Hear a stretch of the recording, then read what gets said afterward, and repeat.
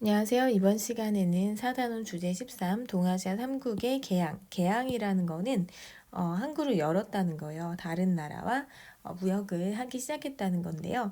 이 개항이 뭐 원해서 이루어진 것은 아니고 좀 강제적으로 이루어진 측면이 있고요. 동아시아 3국이라고 하면 조선, 일본, 청나라를 의미합니다.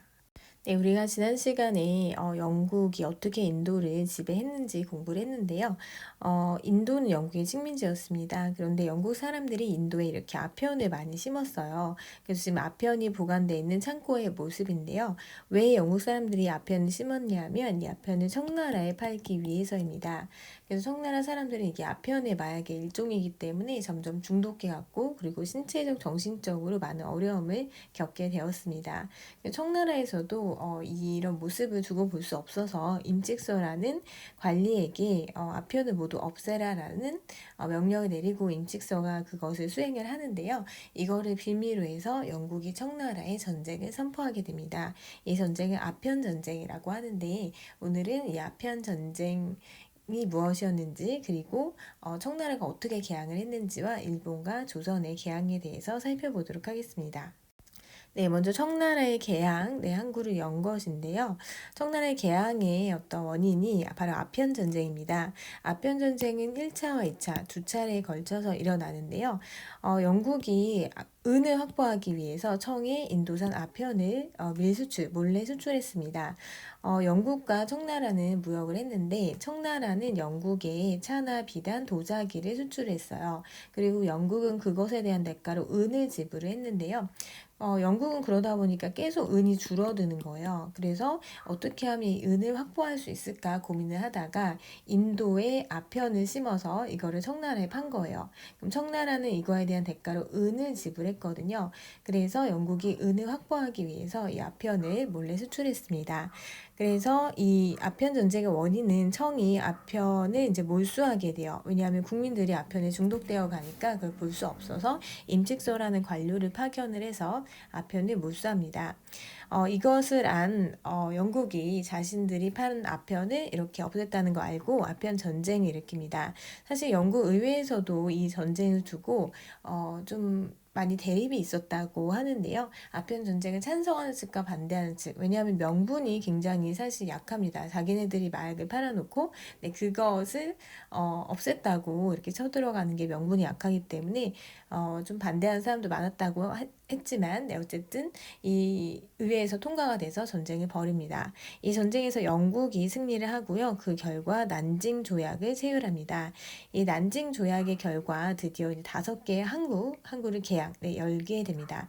그 전에 청나라는 굳이 다른 나라 물건을 수입할 필요가 없어서 광저우 한 곳만 항구를 열었고요. 그리고 그 정부 기관에서 허용하는 사람들, 즉 공행에게만 무역을 할 수 있게 했습니다. 그런데 이 아편 전쟁의 결과 체결된 난징 조약으로 5개 항구를 개항을 했고, 그리고 홍콩, 여러분 홍콩 들어보셨죠? 홍콩도 이때 영국에 할양되게 됩니다. 2차 아편 전쟁은 영국이 에로호 사건을 구실로 프랑스와 함께 전쟁을 전개를 하는데요. 이 에로호는 그 영국의 배인데 선박인데 여기에 청해 관료들이 이 배를 수색하던 중에 에로의 국기가 파손되는 일이 발생을 했습니다. 그래서 영국이 이 사건을 구실로 해서 프랑스와 같이 오는데요. 프랑스는 당시에 청나라에서 프랑스 선교사가 좀 처형을 당했어요. 그래서 그걸 구실로 같이 들어옵니다. 당연히 전쟁에서는 영국과 프랑스가 승리를 하게 되고 이때 맺어진 조약이 텐진 조약이 먼저 맺어지고요. 그리고 그 다음에 수도인 베이징 조약까지 맺어지게 됩니다. 이 조약의 결과 이제 추가로 항구를 더 열게 됐고요. 베이징의 외교관이 주둔하는 일이 발생을 하게 됩니다. 교과서를 살펴보면 원래 청나라는 광저우에서 공행을 통한 무역만 허용을 했습니다. 그런데 영국이 은을 획득하기 위해서 인도산 아편을 중국에 밀수출했죠.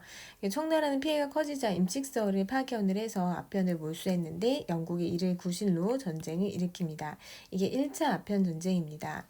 1차 아편 전쟁 결과 청나라는 영국과 난징 조약을 체결을 하는데 항구를 개항을 하게 됩니다. 하지만 그 이후에 영국은 에로 사건을 구실로 해서 프랑스와 다시 전쟁을 일으키고요. 이게 2차 아편 전쟁입니다. 그래서 이 전쟁에서 패한 청나라는 텐진 조약과 베이징 조약을 맺는데 그 결과 항구를 추가로 개항을 하고 외교관이 베이징에 머무르는 것을 허용하게 되었습니다. 네, 다음은 일본과 조선의 개항입니다.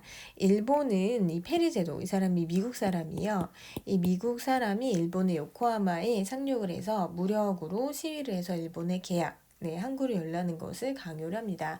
그래서 무기 같은 거를 갖고 이제 무력으로 항구를 개항하라고 한 거죠. 네, 그래서 미국과 일본이 이때 화친 조약을 맺으면서 드디어 일본도 개항을 하게 되는데 이런 조약은 다 불평등 조약이에요.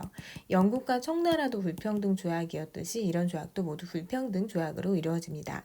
그리고 조선의 개항을 보면은 프랑스와 미국이 우리한테 통상을 요구했지만 조선은 쇄국 정책을 펼치면서 거부를 했죠. 그래서 병인 양요와 시민 양요를 겪기도 했었고요. 근데 우리가 개항을 하게 된 사건은 강화도 조약입니다. 이 강화도 조약은 일본이 운요 사건을 일으키는데 본인들이 미국한테 당했던 거를 우리한테 그대로 써먹는 거예요. 그래서 운요라는 배를 끌고 와서 이 강화도 인근에서 무력으로 시위를 해서 드디어 우리도 개항을 하게 되고요. 이때 강화도 조약을 맺는데 이것도 당연히 일본에 유리한 불평등 조약이었습니다. 네, 교과서로 정리해 보도록 하겠습니다. 네, 일본은 미국의 페리 제독이 군함을 이끌고 와서 무력 시위를 벌이던 중에 개항을 강요를 했고요. 그래서 밀 화친 조약과 밀 수호 통상 조약을 체결합니다. 네, 불평등 조약이었고요. 그 다음에 우리나라 조선도 통상 조약을 외국, 네. 근데 우리는 이거 다 거부를 했고, 네, 운요 사건을 계기로 해서 일본과 불평등 조약인 강화도 조약을 맺게 됩니다. 네, 다음은 해바요인데요. 일단 난징 조약은 누가 맺은 거죠? 영국과 청이 맺은 조약이 난징 조약입니다. 이 조약을 보면은 이제 항구를 열고요. 네, 그리고 공행하고만 거래하는 제도, 즉 정부에서 인정한 관료하고만 하지 않고 이제 자기네들 마음대로 하겠다라는 내용이 있고요. 미국과 일본은 수호 통상 조약을 맺었습니다. 강화도 조약은 일본과 조선이 맺은 조약입니다. 그러면 그 개항의 계기가 된 사건 정리해보면 청나라는 아편 전쟁이고요. 네, 체결 국가는 영국이었죠. 네, 체결 조약의 명칭은 난징 조약입니다. 일본은 일본 미국의 그 페리 제도, 흑선이라고 하면 당시에 배가 검은색이라고 해서 흑선이 있었는데 이 흑선이 내항을 하게 된 거죠. 일본에 들어와서 조약을 했고 일본 미국과 조약을 맺습니다. 우리나라의 계기가 된 사건은 운요 사건이죠. 네, 운요 사건. 일본이 운요라는 배를 갖고 와서 강요를 해서 우리는 일본과 조약을 맺게 됩니다. 네, 지금까지 배운 내용을 정리해 보도록 하겠습니다. 18세기 영국은 청과 무역에 필요한 은을 획득하기 위해 인도에 아편을 심었다고 했죠. 그래서 중국에 밀수출했는데 임칙서가 아편을 몰수하자 1차 아편 전쟁이 일어납니다. 영국에 패한 청은 최초의 불평등 조약인 난징 조약을 체결하고 항구를 개항을 하게 되고요. 영국은 에로 사건을 계기로 프랑스와 전쟁을 일으키는데 전쟁에서 패한 청은 텐진 조약과 베이징 조약을 체결하게 됩니다. 추가로 항구를 개항을 하고 외교관이 베이징에 머무는 것을 허용하고요. 그리고 일본과 조약을 맺은 나라는 미국이죠.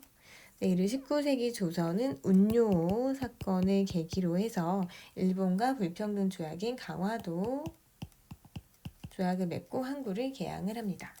네, 이렇게 해서 이번 시간에는 동아시아 3국의 개항에 대해서 살펴봤고요. 다음은 이제 청나라와 일본의 근대화 과정에 대해서 학습하도록 하겠습니다. 수고하셨습니다.